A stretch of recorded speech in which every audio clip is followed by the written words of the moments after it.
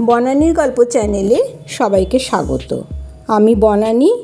আমি আপনাদের পড়ে শোনাচ্ছি দুই বাংলার বিখ্যাত লেখকদের লেখা ভূতের গল্প। আজ শোনাব সত্যজিৎ রায়ের লেখা কাকতাড়ুয়া। মৃগাঙ্কবাবুর সন্দেহটা যে অমূলক নয় সেটা প্রমাণ হলো পানাগড়ের কাছাকাছি এসে। গাড়ির পেট্রোল ফুরিয়ে গেল। পেট্রোলের ইন্ডিকেটারটা কিছুকাল থেকে গোলমাল করছে, সে কথা আজও বেরোবার মুখে ড্রাইভার সুধীরকে বলেছেন, কিন্তু সুধীর গা করেনি। আসলে কাঁটা যা বলছিল তার চেয়ে কম পেট্রোল ছিল ট্যাঙ্কে। এখন কি হবে জিজ্ঞাসা করলেন মৃগাঙ্কবাবু। আমি পানাগড় চলে যাচ্ছি, বলল সুধীর। সেখান থেকে তেল নিয়ে আসবো। পানাগড় এখান থেকে কত দূর? মাইল 3 হবে। তার মানে তো 2-2.5 ঘন্টা। শুদ্ধ তোমার দোষেই এটা হলো। এখন আমার অবস্থাটা কী হবে ভেবে দেখেছ? মৃগাঙ্কবাবু ঠান্ডা মেজাজের মানুষ, ভৃত্যস্থানীয়দের উপর বিশেষ চোটপাট করেন না, কিন্তু 2.5 ঘন্টা এই খোলা মাঠের মধ্যে একা গাড়িতে বসে থাকতে হবে জেনে মেজাজটা খিটখিটে হয়ে গিয়েছিল। তাহলে তার দেরি করো না, বেরিয়ে পড়ো। 8টার মধ্যে কলকাতা ফিরতে পারবো তো? এখন 3:30। তা পারবো বাবু, এই নাও টাকা। আর ভবিষ্যতে এমন ভুলটি করো না কখনো। লং জার্নিতে এসব রিস্কের মধ্যে যাওয়া কখনোই উচিত নয়। সুধীর টাকা নিয়ে চলে গেল পানাগড় অভিমুখে। মৃগাঙ্কশেখর মুখোপাধ্যায় খ্যাতনামা জনপ্রিয় সাহিত্যিক। দুর্গাপুরে একটি ক্লাবের সাংস্কৃতিক অনুষ্ঠানে তাকে ডাকা হয়েছিল মানপত্র দেওয়া হবে বলে। ট্রেনে রিজার্ভেশন পাওয়া যায়নি, তাই মোটরে যাত্রা। সকালে চা খেয়ে বেরিয়েছেন, আর ফেরার পথে এই দুর্যোগ। মৃগাঙ্কবাবু কুসংস্কারে বিশ্বাস করেন না।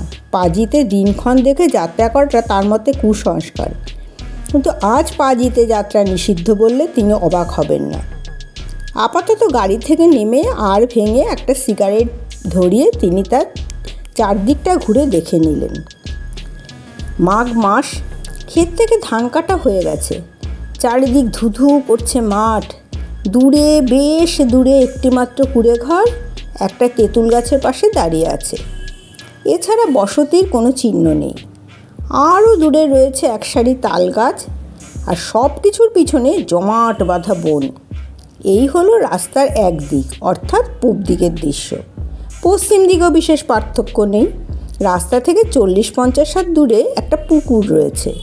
তাতে জল বিশেষ নেই, গাছপালা যা আছে তা 2-1টা বাবলা ছাড়া সবই দূরে।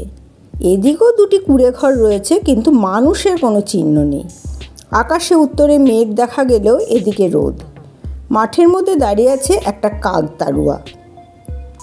শীতকাল হলেও রোদের তেজ আছে বেশ, তাই মৃগাঙ্কবাবু গাড়িতে ফিরে এলেন। তারপর ব্যাগ থেকে একটা গোয়েন্দা কাহিনী বার করে পড়তে আরম্ভ করলেন। এর মধ্যে 2টো অ্যাম্বাসেডার আর একটা লরি গেছে তার পাশ দিয়ে, তার মধ্যে একটা কলকাতার দিকে, কিন্তু কেউ তার অবস্থা জিজ্ঞাসা করার জন্য থামেনি। মৃগাঙ্কবাবু মনে মনে বললেন, বাঙালিরা এ ব্যাপারে বড় স্বার্থপর হয়। নিজের অসুবিধা করে পরের উপকার করাটা তাদের কুষ্ঠিতে লেখে না। তিনি নিজেও কি এদের মতোই ব্যবহার করতেন? হয়তো তাই। তিনিও তো বাঙালি। লেখক হিসেবে তার খ্যাতি আছে ঠিকই, কিন্তু তাতে তার মজ্জাগত দোষগুলোর কোনো সংস্কার হয়নি।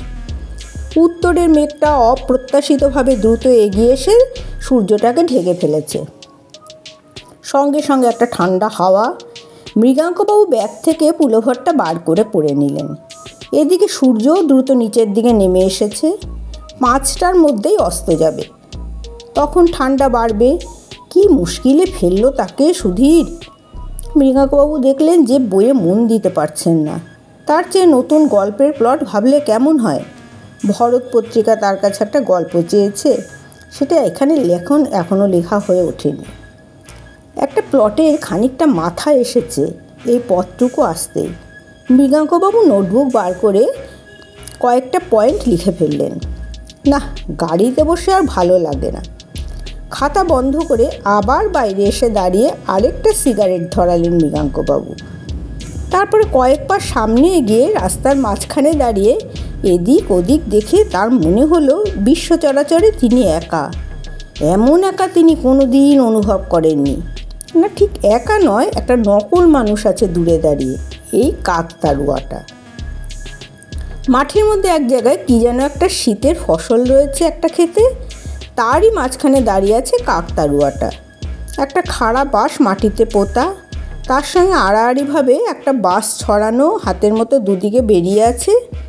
এই হাত দুটো গলানো রয়েছে একটা ছেঁড়া জামার দুটো আস্তিনের মধ্যে দিয়ে। খাড়া বাঁশটার মাথায় রয়েছে একটা উপুর করা মাটির হাঁড়ি। দূর থেকে দেখে বোঝা যায় না, কিন্তু মৃগাঙ্কবাবু অনুমান করলেন সে হাঁড়ির রং কালো, আর তার উপরে সাদা রং দিয়ে আঁকা রয়েছে ড্যাবা ড্যাবা চোখ মুখ। আশ্চর্য, এই জিনিসটা পাখিরা আসল মানুষ ভেবে ভুল করে, আর তার ভয়ে খেতে এসে উৎপাত করে না। পাখিদের বুদ্ধি কি এতই কম? কুকুর তো এ ভুল করে না, তারা মানুষের গন্ধ পায়। কাক চড়ুই কি তাহলে সে গন্ধ পায় না?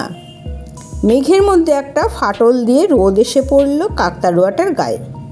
মৃগাঙ্কবাবু লক্ষ্য করলেন যে জামাটা কাকতাড়ুয়াটার গায়ে পরানো হয়েছে সেটা একটা ছিটের শার্ট। কার কথা মনে পড়লো ওই ছেঁড়া লাল কালো শিরের শার্টটা দেখে? মৃগাঙ্কবাবু অনেক চেষ্টা করেও মনে করতে পারলেন না। তবে কোনো একজনকে তিনি ওই রকম একটা শার্ট পরতে দেখেছেন বেশ কিছুকাল আগে। আশ্চর্য, ওই একটা নকল প্রাণী ছাড়া আর কোনো প্রাণী নেই, মৃগাঙ্কবাবু আর ওই কাকতাড়ুয়া। এই সময়টা খেতে কাজ হয় না বলে গ্রামের মাঠে ঘাটে লোকজন কমই দেখা যায় ঠিকই, কিন্তু এই রকম নির্জনতা মৃগাঙ্কবাবু অভিজ্ঞতা এই প্রথম। মৃগাঙ্কবাবু ঘড়ি দেখলেন 4:20। সঙ্গে সঙ্গে ফ্লাস্কে চা রয়েছে, সেইটাই সদ্ব্যবহার করা যেতে পারে। গাড়িতে ফিরে এসে ফ্লাস্ক খুলে ঢাকনায় চা ঢেলে ফেললেন মৃগাঙ্কবাবু। শরীরটা একটু গরম হবে। কালো মেঘের মধ্যে দিয়ে ফাঁক দিয়ে সূর্যটাকে একবার দেখা গেল। কাকতাড়ুয়াটার গায়ে পড়ছে লালচে রোদ। সূর্য দূরের তাল গাছটার মাথার কাছে এসেছে, আর মিনিট 5 অস্ত যাবে। আরেকটা অ্যাম্বাসাডার মৃগাঙ্কবাবুর গাড়ির পাশ দিয়ে বেরিয়ে গেল। মৃগাঙ্কবাবু আরেকটু চা ঢেলে খেয়ে আবার গাড়ি থেকে নামলেন। সুধীরের আসতে এখনও ঘণ্টাখানিক দেরি। কি করা যায়? পশ্চিমের আকাশ এখন লাল, সেদিক থেকে মেঘ সরে এসেছে। চ্যাপটা লাল সূর্যটা দেখতে দেখতে দিগন্তের আড়ালে চলে গেল। এবার ঝপ করে অন্ধকার নামবে। কাকতাড়ুয়া কেন জানি মৃগাঙ্কবাবু অনুভব করছেন প্রতি মুহূর্তে ওই নকল মানুষটা তাকে বেশি করে আকর্ষণ করছে। সেটার দিকে এক দৃষ্টে চেয়ে থাকতে থাকতে মৃগাঙ্কবাবু কতগুলো জিনিস লক্ষ্য করে একটা হৃৎকম্প অনুভব করলেন। ওটার চেহারা সামান্য পরিবর্তন হয়েছে কি? হাত দুটো কি নিচের দিকে নেমে এসেছে খানিকটা? দাঁড়ানোর ভঙ্গিটা কি আরেকটু জ্যান্ত মানুষের মতো হলো? খাড়াই বাঁশটার পাশে কি আরেকটা বাঁশ দেখা যাচ্ছে? ও দুটো বাঁশ না ঠ্যাং? মাথার হাঁড়িটা একটু ছোট মনে হচ্ছে না? মৃগাঙ্কবাবু বেশি সিগারেট খান না, কিন্তু এই অবস্থায় তাকে আরেকটা ধরাতে হলো। তিনি এই তেপান্তরের মাঠে একা দাঁড়িয়ে থাকতে থাকতে চোখে ভুল দেখছেন। কাকতাড়ুয়া কখনো জ্যান্ত হয়ে ওঠে, কখনোই না। কিন্তু মৃগাঙ্কবাবুর দৃষ্টি আবার কাকতাড়ুয়াটার দিকে গেল। কোনো সন্দেহ নেই সেটা জায়গা বদল করেছে। সেটা ঘুরে দাঁড়িয়ে তার দিকে খানিকটা এগিয়ে এসেছে না আসছে। খুঁড়িয়ে খুঁড়িয়ে চলা, কিন্তু দুপায়ে চলা। হাড়ির বদলে একটা মানুষের মাথা। গায়ে এখনও সেই ছিটের শার্ট, আর তার সঙ্গে মালকোচা দিয়ে পরা খাটো ময়লা ধুতি। বাবু! মৃগাঙ্কবাবুর সমস্ত শরীরের মধ্যে একটা শিহরণ খেলে গেল। কাকতাড়ুয়া মানুষের গলা ডেকে উঠেছে, এবং এ গলা তার চেনা। এ হলো তাদের এককালের চাকর অভিরামের গলা। এই দিকে তো ছিল অভিরামের দেশ। একবার তাকে জিজ্ঞেস করেছিলেন মৃগাঙ্কবাবু। অভিরাম বলেছিল সে থাকে মানকরের পাশের গায়ে। পানাগড়ের আগে স্টেশনই তো মানকর। মৃগাঙ্কবাবু চরম ভয়ে পিছোতে গাড়ির সঙ্গে সেটে দাঁড়ালেন। অভিরাম এগিয়ে এসেছে তার দিকে। এখন সে মাত্র 10 গজ দূরে। আমায় চিনতে পারছেন বাবু? মানে যতটা সাহস আছে সবটুকু একত্র করে মৃগাঙ্কবাবু প্রশ্নটা করলেন, তুমি অভিরাম না? একদিন পরেও আপনি চিনেছেন বাবু? মানুষের মতোই তো দেখাচ্ছে অভিরামকে। তাই বোধহয় মৃগাঙ্কবাবু সাহস পেলেন। বললেন, তোমাকে চিনেছি তোমার জামা দেখে। এই জামা তো আমিই তোমাকে দিয়েছিলাম। হ্যাঁ বাবু, আপনিই দিয়েছিলেন। আপনি আমার জন্য অনেক করেছেন, কিন্তু শেষে এমন হলো কেন বাবু? আমি তো কোনো দোষ করিনি। আপনারা আমার কথা বিশ্বাস করলেন না কেন? মৃগাঙ্কবাবুর মনে পড়ল 3 বছর আগের ঘটনা। অভিরাম ছিল মৃগাঙ্কবাবুদের 20 বছরের পুরনো চাকর। শেষে একদিন অভিরামের ভীমরতি ধরে। সে মৃগাঙ্কবাবুর বিয়েতে পাওয়া সোনার ঘড়িটা চুরি করে বসে। সুযোগ সুবিধা দুই ছিল অভিরামের। অভিরাম নিজে অবশ্য অস্বীকার করে, কিন্তু মৃগাঙ্কবাবুর বাবা ওঝা ডাকিয়ে কুলোতে চাল ছুঁড়ে মেরে প্রমাণ করিয়ে দেন যে অভিরামই চোর। ফলে অভিরামকে ছাড়িয়ে দেওয়া হয়। অভিরাম বলল, আপনাদের ওখান থেকে চলে আসার পর আমার কি হলো জানেন? আর আমি চাকরি করিনি কোথাও, কারণ আমার কঠিন ব্যারাম হয়, উদুরি। টাকা পয়সা নাই, না ওষুধ না পথ্যি। সেই ব্যারামই আমার শেষ ব্যারাম। আমার এই জামাটা ছেলে রেখে দেয়, সে নিজে কিছুদিন পরে, তারপর সেটা ছিঁড়ে যায়। তখন সেটা কাকতাড়ুয়ার পোশাক হয়। আমি হয়ে যাই সেই কাকতাড়ুয়া। কেন জানেন? আমি জানতাম একদিন না একদিন আপনার সঙ্গে আমার দেখা হবে।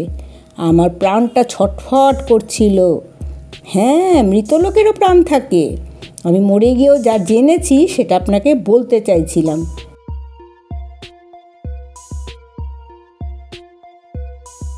সেটা কি অভিরাম? বাড়ি ফিরে গিয়ে আপনার আলমারির পিছনে দেখে খোঁজ করবেন। নিচে সেইখানে আপনার ঘড়িটা পড়ে আছে এই 3 বছর ধরে। আপনার নতুন চাকর ভালো করে ঝাড়ু দেয় না, তাই সে দেখতে পায়নি। এই ঘড়ি পেলে পরে আপনি জানবেন অভিরাম কোনো দোষ করেনি। অভিরামকে আর ভালো করে দেখা যায় না। সন্ধ্যা নেমে এসেছে। মৃগাঙ্কবাবু শুনলেন অভিরাম বলছে, এতকাল পরে নিশ্চিন্ত হলাম বাবু, আমি আসি, আমি আসি। মৃগাঙ্কবাবুর চোখের সামনে থেকে অভিরাম অদৃশ্য হয়ে গেল। তেল এনেছি বাবু। সুধীরের গলায় মৃগাঙ্কবাবুর ঘুমটা ভেঙে গেল। গল্পের প্লট ফাঁদতে ফাঁদতে কলম হাতে গাড়ির মধ্যে ঘুমিয়ে পড়েছিলেন তিনি। ঘুম ভাঙতে তার দৃষ্টি চলে গেল পশ্চিমের মাঠের দিকে। কাকতাড়ুয়াটা যেমন ছিল তেমনভাবেই দাঁড়িয়ে আছে। বাড়িতে এসে আলমারির তলায় খুঁজতেই ঘড়িটা বেরিয়ে পড়ল। মৃগাঙ্কবাবু স্থির করলেন ভবিষ্যতে আর কিছু চুরি গেলেও ওঝার সাহায্য কখনো নেবেন না।